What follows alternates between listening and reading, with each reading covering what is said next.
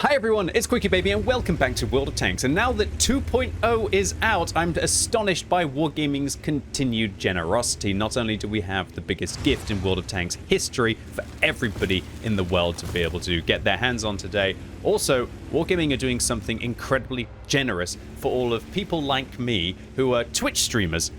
We are now going to be able to give away, guaranteed, a tier 8 premium tank and more, or other things if you're not interested in the two tier 8 premium tanks in question, over the next 6 weeks. Starting from today until October the 13th, you can come along on my stream on Mondays, Wednesdays and Fridays and start to collect yourself tokens. And then you can be able to exchange those tokens for some premium tanks. And for the very first time, a tier 8 premium tank. The two tier 8 premium tanks that you can claim I'm going to feature in the video today. And firstly, we have our hero, DGM is Salty, playing in the Panther 88. Yeah, you know, if you could guarantee to be able to get it for free, then it's not going to be like a top tier premium vehicle, right? Nevertheless, the Panther 88 is still an absolute beast inside World of Tanks. And I'm sorry, girls, I can't share the mic today. The anime girls, I've got so much to say, so much to talk about. We're going to have to make those anime girls quieten down just a little bit, right? So, the Panther 88, this is actually one of, if not the highest DPM medium tanks that you can get. The problem is that everything else about the vehicle is just a little bit lackluster. But what you're going to see here for DGM is Salty, that if you really get to use that DPM on your opponents, then things can really, really get going. The vehicle is quite notorious in the game because when it was first released, the vehicle was actually so bad that Wargaming actually offered a refund to everyone who had purchased it for gold. I know, that's a rather unusual thing. Back when Wargaming kind of, I guess, cared a little bit more about the integrity of all of their premium releases. Now they just feel as if they're going into the game left, right, and center, right? I'm not saying that they don't care at all, ladies and gents. That's not what I'm suggesting. But I just think there's so many premium tanks going into the game now compared to back in the day. I think that Wargaming really cared about their individual releases a little bit more. Now it's a case of a large amount over, should we say, more of a smaller number of maybe more refined vehicles going into the game. But look, when this vehicle went in like 10 years ago, World of Tanks was unrecognizable to what it is now, right? So the Panther 88, this vehicle will make you decent credits. One of the things that not a lot of people realize is that the lower tier premiums are actually quite poor for making credits because the credit multiplier is just so much less. When you manage to get yourself a tier 8 or preferably a tier 9 premium tank, the credit multiplier that you get goes up significantly. And now, with 2.0 being released, I believe that Wargaming have buffed the credit income of all of the tier 9 premium tanks even more. So that's an even better opportunity for you if you have any tier 9 premium tanks. With Wargaming probably wanting as many people to start playing tier 9 as possible so that tier 11 tanks have better matchmaking, right? Yeah. So let me talk a little bit more about the Twitch drops and the tokens, how exactly they work. So they're going to be released at 3 o'clock UTC every day. Now, 3 o'clock UTC will be 4 o'clock UK time. It'll be 5 o'clock Central European Summer Time. And I guess for like East Coast America, that's probably going to be about 11 in the morning. And for West Coast America, I guess it's going to be about 3-5 hours before that. Now, you don't have to be there as the drops start. All you have to do is spend 3 hours watching the stream, and you have 48 hours, of which I'm probably going to be streaming still about 20 hours in total during that period for most of the day. And so, even though I'd love for you to come by as soon as the drops begin and go and claim those drops, you've got enough time until the new drops start again. So effectively, when they're released at 3 o'clock in the afternoon UTC on the Monday, you'll have until 3 o'clock UTC in the afternoon on the Wednesday before the new ones start to be able to claim them. But when the new ones start, then the old ones are no longer available.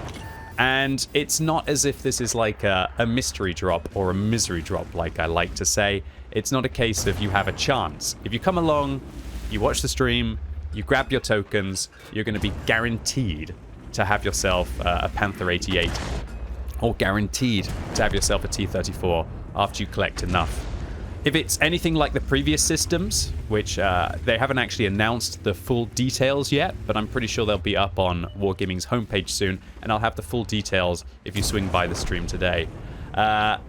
You'll get 5 tokens a stream, and then usually the tier 8s are going to cost about 50 to 60 tokens. So that'll require you to watch for about 3 out of the 6 weeks of the campaign. And I do expect that Wargaming will make it so that you can't manage to get both of the tier 8 premiums, as that would be a little bit too much. But there are some other vehicles available. The tier 7 Scorpion, the American semi-turreted tank destroyer, is available. Also, the IS-2 is available. And if you have all of those vehicles because of the Ultimate Collector, for the very first time, you can get a unique 2D style. And also, you can get components. And also personal reserves, which a lot of people would probably want to get personal reserves now, so you can use that to grind your tier 11 vehicles or just make your way up in new tech trees to boost your experience. But yeah, having access to components for the first time means that you will be able to get yourself at least a helping of components to be able to accelerate your progress to having some of the best equipment in the game, which will be probably the tier 3 experimental turbo or the tier 3 experimental durability. So, more reason than ever to swing by Uncle QuickyBaby on twitch.tv/QuickyBaby and start collecting your tokens to get a tier 8 premium for free. I can't believe it. I usually have about, I don't know, 5 to 10,000 viewers, right? And I've probably got about 100,000 different people who tune into my Twitch stream each week. So, in theory, if half of those are there for the tokens and they bother to collect them, I'm probably going to get to give away like 50,000 Panther 88s or 50,000 T-34s. I can tell you there's going to be a lot in the matchmaker. And I think that's a healthy thing for the game. I don't think anyone could call these vehicles overpowered. But unfortunately, when they're in the hands of overpowered players like DGM is salty, yeah, these vehicles are capable of some absolutely staggering things. And that's a game, guys. Come on. 11 kills and 6,000 damage in a Panther 88. What we really saw here is just how much of a beast this vehicle is when its DPM gets going. When its DPM gets going, if you put yourself a gun rammer, and as DGM is salty is shown here, vents as well, man, you're packing like good DPM for a tier 9 medium, and you can really overwhelm your opponents. Just don't expect that the armor's going to work out on this tank, as the armor is practically negligible. It does have enough view range to be able to spot for itself, so if you use chocolate like DGM is salty here, you'll be able to spot yourself. You'll be able to spot for yourself absolutely fine. If you don't, you're going to struggle, especially if you don't use the vents. Lots of people might prefer to use, say, like a coated optics on this vehicle, especially if they don't use a premium consumable. But as we can see, with the speed of the vehicle not being ideal, other people might want to take a second build with a turbo. The tank's camo is horrendous, by the way, so don't try to play this thing like some sneaky sniper in bushes. Would I recommend like a vision system exhaust build on this tank? Only if you really kind of want to try and make some of the worst camo on a tier 8 medium tank just a little bit better. DGM only has 2 gold rounds left, connects the first, and as we can see there, hits for 320. That's a big old high roll, but man, Wargaming did buff the alpha damage of this thing up to 280. He's going in. DGM is salty. Let's go. Oh my word. I mean, come on. If this is not the perfect game for a Panther 88, I don't know what is. Imagine literally kind of like destroying that 252 like you're Mario jumping on a Goomba. I mean, it was just perfection. DGM is salty. You have my massive respect for having like a tier 10 impact in a tier 8 tank and a below average tier 8 tank. But look, gift horse. You don't look it in the mouth. Completely for free. And DGM is salty got his 3rd mark of excellence and hundreds of thousands of credits for this absolute monster carry. The next tank that you will have an option to buy is the classic T-34. This vehicle is about as old as it gets in World of Tanks. A lot of people might not realize, but this was originally a tier 9 tech tree heavy tank that led on towards the T-30, which was the original tier 10 tech tree American heavy tank. So Wargaming removed the T-34 from being tier 9, replaced it with the M103. They moved the T-30 from being a tier 10 heavy tank to a tier 9 tank destroyer, and in an outrageous gesture of generosity, Wargaming actually gave the T-34 as a free premium tank to everyone who used to have it as a tier 9 heavy. I know, and now over a decade later, you're going to be able to get it from free from watching Uncle QuickyBaby and other streamers on Twitch TV. So, the T-34, does this thing work well now? In a situation like this, it sure does. This vehicle is specialized at one thing and one thing only, and that is a great turret with big boy alpha and penetration. This thing, you don't really need to spam gold like our hero Pilot 245 is doing today. It's got 248mm of standard penetration. That's really good, and it's been like that since the vehicle was released 10 years ago. The super special thing about this vehicle was always how much penetration it has. However, let's be honest, in 2025, a lot of vehicles seem to have super special features as standard, right? But if you do want to load the gold, then you're packing 297mm of APCR pen, so you can literally just absolutely chunk your way through the armor of anything that this vehicle is going to meet, let alone the side of an AMX 65T turret. T-34, an absolute beast within this regard. It has 279mm of frontal turret armor, and the main weakness of the vehicle has to be that its gun handling is a little bit awkward. So you might want to even take vert stabs on this tank, because the gun handling will mean that you just don't really get those clutch shots that you would want on your opponents. However, you know, the vents will do a little bit of the aim time, a little bit of the accuracy. The accuracy is actually pretty good on this vehicle, and the aim time is the thing that really holds it back. It's so much so that you might even want to take the aim time field mod, which is something that I would never do on like 99 or 95% of heavy tanks inside the game. But this is one of them where the accuracy is actually pretty darn good at 0.35 for that big boy 400 alpha. Combine that with a durability device, because your hull really sucks. The hull sucks on this tank. It's the hull of like a tier 7 heavy. You've got 102mm of frontal hull armor and 76 on the side. So accordingly, you want to do everything that you can to not expose it, which is why Pilot 245, who's showing themselves as a very good player here, is only going just far enough forwards. I have to admit, I quite often make mistakes thinking, I don't want to shoot people in the turret, I want to shoot them in the hull instead, and I'll expose myself to engage their hull, and then I'll forget in a vehicle like this, oh, my hull armor really sucks, and if I can see their hull, then they can usually see my hull. And if that's the case, I have a worse hull than they do. So you want to do absolutely everything that you can to try and find those hold down positions and just get absolutely clubbing. And once you do so, there's very few, there's very few tier 8 heavy tanks that actually feel better than this one. The one that does come to mind, though, is the Tornvang. I mean, if you can get your hands on a Tornvang, the Tornvang is basically just a better T-34. It has the better upper hull armor, and since Wargaming buffed it, it kind of has even comparable kind of gun handling. Previously, the Tornvang was a T-34 with better hull armor that had worse gun handling, and then Wargaming went, well, nobody's buying it. We're just going to have to buff everything else about the vehicle as well. And it still doesn't seem to sell or go on the battlefield. I guess because the Tornvang is a bit of a boring vehicle. The T-34, it definitely has the same kind of vibe as a Tornvang, but I'd say it's still a little bit more exciting. I feel like the gun is a touch above, at least for the majority of situations. And you know what? The T-34 is also just a classic. It's an absolute classic. It's one of those old vehicles inside World of Tanks that has such a rich history. And it's crazy to think that you're playing one of the near original Tier 9 Tech Tree tanks in the game. Although I have to admit, when Wargaming changed it, yeah, they statistically butchered it. Back in the day, this vehicle had a crazy good rate of fire, and there were these amazing duels that you used to have between T-34s and the other Tier 9 Soviet heavy tank, the IS-4. No, I didn't stutter. The IS-4 used to be a Tier 9 heavy tank that led on towards the IS-7 back in the day before Wargaming changed it to be in a different tech tree. Oh my word, talk hit points! Oh, how do they work? Oh, goodness gracious, Pilot 245, one mistake there, and suddenly the vehicle's hull absolutely obliterated. But yeah, this tank used to have epic duels versus the IS-4. Usually the IS-4 would win because the IS-4 had hull armor, and most people in the T-34 would, at that stage of World of Tanks, would just kind of like auto-aim and hope it worked, and it didn't work. Whereas the T-34 had horrible hull armor, and the IS-4s would just go, oh, I hold down mouse button, and T-34 gets farmed. Pretty much how it kind of worked out, but still, if you were a good player in a T-34, and you used its 10 degrees of gun depression, and you used the great DPM and penetration the vehicle had, you could actually do some really nasty things to a T-34 in a hull down scenario. Oh boy, great shot there by Pilot 245, shutting down the T-34-2.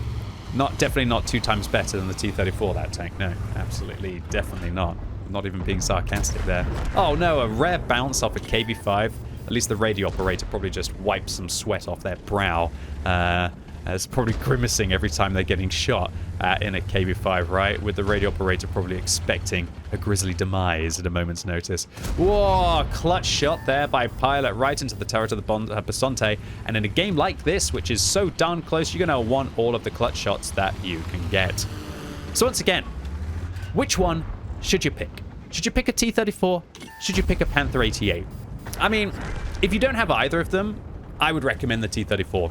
Unless you've got a heavy tank that's comparable to it, that you know that you're going to play anyway, I feel like the T-34 is... I feel like it's a more valuable pick. And if you really hate the vehicle, then you can just trade it in and get yourself, I guess, 5,000 gold off another tank, which would be a fairly meaty discount. And the T-34, I believe, has always been in the trade-in. So even if you've got both of these vehicles, there's an opportunity to be able to get all of the other good stuff. I mean... But however, if you don't have any of these vehicles, but they're still not interesting to you, I'd probably still recommend taking a vehicle anyway, purely so you can trade it in and be able to get that 5,000 discount. But let me clarify, there's no guarantee that Wargaming will ever do another trade-in. So don't watch my stream, even though you absolutely hate watching me stream, to get a T-34 at the possible future of it having a trade-in. Oh no, KB5. Oh no, the gun block's actually there.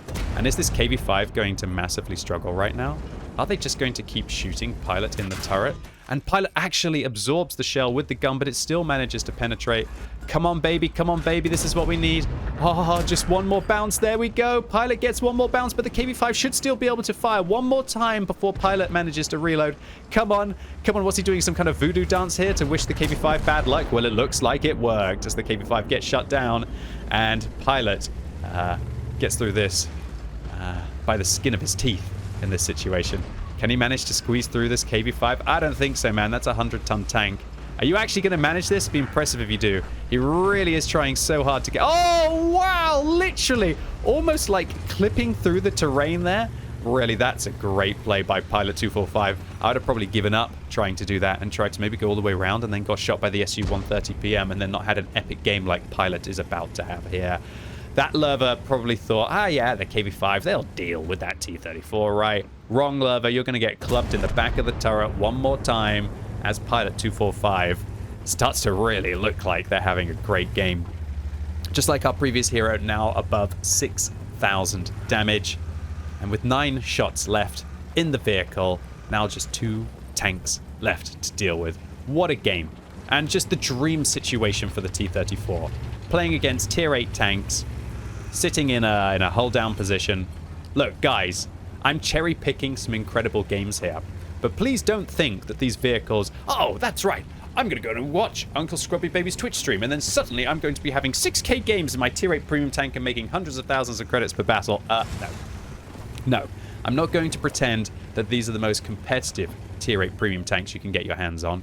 However, this is a golden opportunity to get a tier 8 premium tank that can make credits, or alternatively you can trade it in for 5,000 gold just for watching a stream.